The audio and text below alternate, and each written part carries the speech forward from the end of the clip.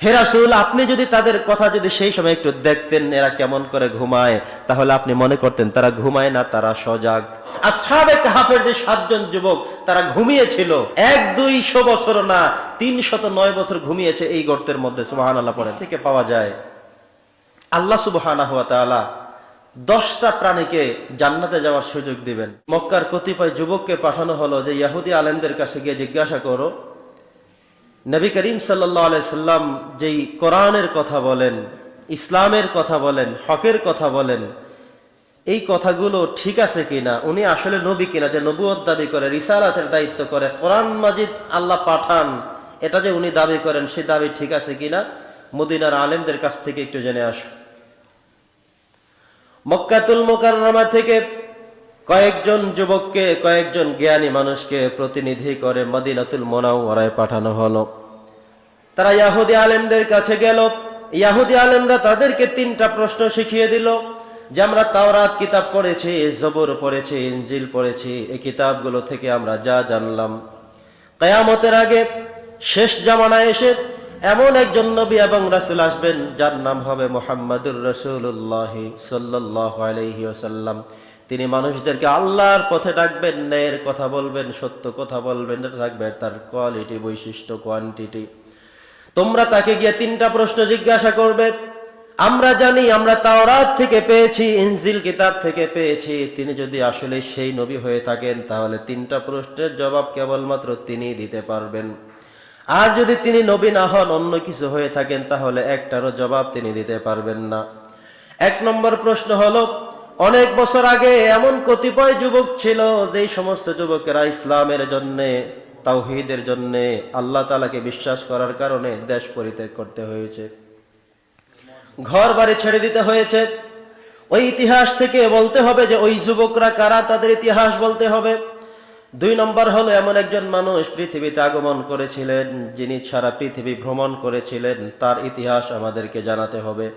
আর 3 নম্বর হলো, মানুষের শরীরে যে রূহ থাকে, রূহ থাকলে একটা মানুষ জীবিত বলা হয়, রূহ থাকলেই মানুষ বলা হয়, আর রূহ না থাকলে মানুষকে মুর্দা বলা হয়, মাউত বলা হয়, কিছুই তারা করতে পারে না। এই 3টা প্রশ্নের জবাব তিনি দিতে পারবেন যদি তিনি নবী হন, আর যদি তিনি নবী না হন তাহলে তিনি জবাবগুলো দিতে পারবেন না। এবার ইহুদি আলেমদের কাছ থেকে ফিরে এসে এই যে সমস্ত যুবকদেরকে, জ্ঞানীদেরকে এই সমাজ থেকে পাঠানো হলো, তারা এসে বললেন মুহাম্মাদুর রাসূলুল্লাহ সাল্লাল্লাহু আলাইহি সাল্লামের কাছে আমরা যাব 3টা প্রশ্ন নিয়ে। জোরে বলেন কয়টা? এই 3টা প্রশ্নের জবাব তিনি দিতে পারবেন সুন্দর করে। ইতিহাস তিনি শুধু জানবেন যদি তিনি নবী হয়ে থাকেন। যদি তিনি নবী হয়ে থাকেন প্রশ্নের জবাব দিতে পারবেন, আর যদি তিনি জবাব দিতে পারেন তাহলে তাকে মানতে হবে। জবাব যদি তিনি দিতে না পারেন তাহলে তিনি নবী না, তাকে মানা যাবে না, তার বিরোধিতা করতে হবে। তাহলে সূত্রগুলো পাওয়া গেল। এবার নবীজির কাছে তারা গেল, বলল, হে মুহাম্মদ, 3টা প্রশ্নের জবাব তোমাকে দিতে হবে। ইহুদি আলেমরা যে প্রশ্নগুলো শিখিয়ে দিয়েছিল সেই প্রশ্নগুলোই তার কাছে করা হলো, আপনি আমাদেরকে জবাব দিবেন। 1 নম্বর হলো, অনেক আগে আগে কিছু যুবক পৃথিবীতে এসেছিল যারা আল্লাহর পক্ষে থাকার জন্য, কালেমার পক্ষে থাকতে গিয়ে তাদের ঘর বাড়ি, দেশ পরিত্যাগ করে গুহার মধ্যে আশ্রয় নিয়েছিল, যাদেরকে বলা হয় আসহাবে কাহাফ। এই যুবকদের ইতিহাস সম্বন্ধে তিনি জানবেন। তোমাকে আমাদের বলতে হবে যুবকরা আসলে কারা ছিল। 2 নম্বর প্রশ্ন হলো, এমন একজন মানুষ ছিল যিনি সারা পৃথিবী ভ্রমণ করেছেন। এই পৃথিবীতে শুধুমাত্র একমাত্র একজন ব্যক্তি ছিলেন যিনি সারা পৃথিবী ভ্রমণ করেছেন, তিনি ছাড়া আর কেউ সারা পৃথিবী ভ্রমণ করার সুযোগ পাননি, সেই মানুষটার নাম বলতে হবে। আর 3 নম্বরে হলো, মানুষের শরীরে রূহ থাকে, কোত্থেকে আসে, কোথায় চলে যায়, এর জবাবও তোমাকে দিয়ে দিতে হবে। বলে আল্লাহু আকবার। নবী করিম সাল্লাল্লাহু আলাইহি সাল্লাম প্রশ্নগুলো শুনলেন এবং তাদেরকে সাথে সাথে জবাব না দিয়ে বললেন, তোমরা আগামীকাল আসো, আমি জবাব দিয়ে দিব। কিন্তু তিনি একটা কথা বলতে ভুলে গেলেন, সেটা হলো ইনশাআল্লাহ। নবীজি বললেন, যাও কালকে আসো, জবাব দিব। ওই কাফেররা চলে গেল। আগামীকাল তারা প্রস্তুতি নিয়ে আসলো যে মুহাম্মদকে জিজ্ঞাসা করেছি, 1 দিনের সময় নিয়েছে, আগামীকাল জবাব দিবে। গতকাল এসেছিল 4 জন, আজকে এসেছে 8 জন। মুহাম্মদ জবাব দিবে, কি জবাব দেয়, কেমনে দেয় সেটা আমরা দেখব, আমরা নিজেরাই শুনবো। কিন্তু আসার পরে দেখা গেল মুহাম্মদুর রাসূলুল্লাহ সাল্লাল্লাহু আলাইহি সাল্লাম প্রশ্নগুলোর জবাব দিতে পারলেন না। তিনি বললেন, আজকেও পারবো না, চলে যাও, আগামীকালকে আসো। কারণ নবী করিম সাল্লাল্লাহু আলাইহি সাল্লাম নিজের থেকে কোনো কথা বলেন না। তিনি বলেন, যা কিছু প্রয়োজন হয় আল্লাহ তাআলা যদি হযরতে জিবরাইল আমিনের মাধ্যমে মেসেজ পাঠান, থ্রো করেন, জানান, তাহলে কেবলমাত্র তিনি জানতে পারেন, সেটাই তিনি বলতে পারেন। যেটা আল্লাহ তাআলা কোরআন মাজিদে বলেছেন, ওয়া মা ইয়ানতিকু আনিল হাওয়া ইন হুয়া ইল্লা ওয়াহয়ুন ইউহা। নবী করিম সাল্লাল্লাহু আলাইহি সাল্লাম কোনো কথা নিজের থেকে বলেন না। যদি আল্লাহ মেসেজ করেন, আল্লাহ যদি জানান, তাহলে কেবলমাত্র তিনি জানতে পারেন। কিন্তু তিনি ইনশাআল্লাহ বলেন নাই, যার কারণে আল্লাহ তাআলা রাগ করেছেন।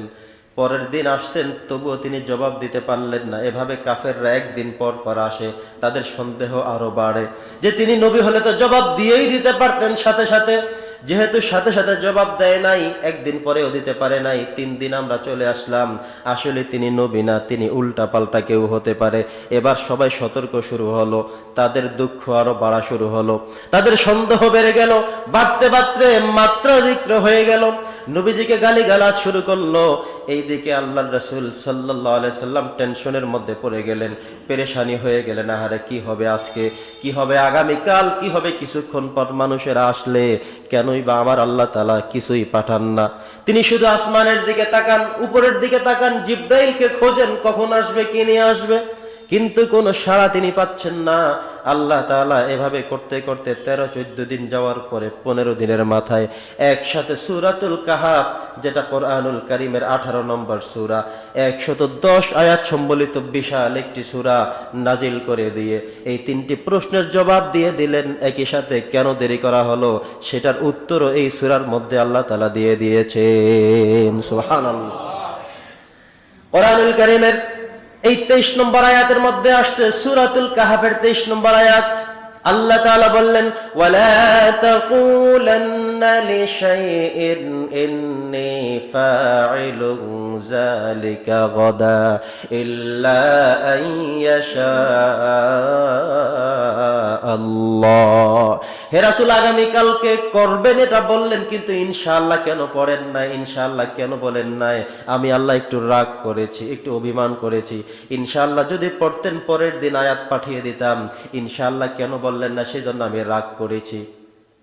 কারণ আগামীকাল জবাব দিবেন বলছেন, আপনি তো জবাব দিতে পারবেন না। আমি যদি কোনো মেসেজ পাঠাই, যদি আমি জানাই, তাহলে আপনি জানবেন, উত্তর দিতে পারবেন। ওয়ালা তাকুলান্না লিশাইইন, আপনি যদি কোনো সময় ভবিষ্যতে কিছু করবেন এমন চিন্তা করেন, ইন্নী ফাইলুন যালিকা গাদা, গাদা মানে হলো আগামী সময়, আগামী কাল, পরবর্তী সময়ে যদি হয় এমন কিছু বলে থাকেন, তাহলে বলবেন ইল্লা আইয়াশা আল্লাহ, যদি আল্লাহ চায় তাহলে পারবো, যদি আল্লাহ না চায় তাহলে কেবলমাত্র পারবো না।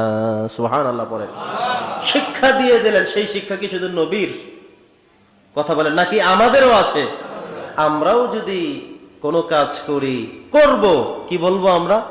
ইনশাআল্লাহ বলবো যে কালকে আবারও আসবো, জোহর জুমার নামাজ পড়ে গিয়ে আসরের নামাজ আবার মসজিদে এসে পড়বো, বিকেলে তোমার পাওনা টাকাটা দিয়ে দিব, আগামীকাল ইনশাআল্লাহ তোমার বিচারটা করে দিব, টাকা পাইবা কালকে এসে দোকান থেকে দিয়ে দিব, কালকে এসে তোমার সাথে কথা বলবো, ঠিক কিনা বলেন? কিন্তু এমন যখন আমরা যে কথাগুলো বলবো, সাথে কি বলবো? ইনশাআল্লাহ পড়বো, কালকে আসবা, ইনশাআল্লাহ দিয়ে দিব। আমি ঢাকা বিকেলে লঞ্চে উঠবো ইনশাআল্লাহ। আপনি লঞ্চে উঠবেন বলে এমন এক বিপদ আসছে, আর যাইতে পারলেন না, তাইলে আপনার এই কথাটা গুনাহগার হয়ে গেল। ওয়াদা করলেন, পারলেন না। আপনি বলতে হবে, যদি আল্লাহ চায়, যদি আল্লাহ সুযোগ দেয়, যদি আল্লাহ তৌফিক দেয়, তাহলে লঞ্চে উঠবো, ঢাকা আসবো। লঞ্চে উঠলেও কি ঢাকা যাইতে পারবেন? লঞ্চে উঠলে কি ঢাকা যাওয়া সম্ভব? আপনি বিকেলে যাইবেন বলছেন কি সেটা করা সম্ভব না। সুযোগ দিতে হবে কে? জোরে বলেন, সাহায্য করবেন কে? এবার নবী করিম সাল্লাল্লাহু আলাইহি সাল্লাম জবাব পেয়ে গেলেন যে ইনশাআল্লাহ কেন বললাম না, সে কারণে ভুল হয়ে গেল। এই সূরার মধ্যে নবী করিম সাল্লাল্লাহু আলাইহি সাল্লামকে ওই ইতিহাসের কথাগুলো তাকে স্মরণ করে দেয়া হলো। কাফেররা এবার সন্দেহ চলে গেল, নবী করিম সাল্লাল্লাহু আলাইহি সাল্লাম উত্তর তিনটা যথাযথভাবে পেয়ে গেলেন। এক নম্বর প্রশ্ন ছিল অতীত সময়ে কিছু যুবক কেমন ছিল, তাদের ইতিহাস বলতে হবে। নবী করিম সাল্লাল্লাহু আলাইহি সাল্লামকে আল্লাহ তাআলা জানালেন, এই সূরার নামটাই দেওয়া হয়েছে সূরাতুল কাহাফ। কাহাফুন মানে হলো পাহাড়ের গুহা, পাহাড়ের গর্ত, এমন কথার নাম দেওয়া হয়েছে সূরার। এই সূরার আসলে কি হয়েছিল? নবী করিম সাল্লাল্লাহু আলাইহি সাল্লাম আল্লাহ সুবহানাহু ওয়া তাআলার কাছে যে আয়াত পেয়েছিলেন, এই আয়াতের মধ্যে আমার রব, আমার আল্লাহ সুবহানাহু ওয়া তাআলা অতীতের সেই ইতিহাসগুলো স্পষ্ট করে বলেছেন।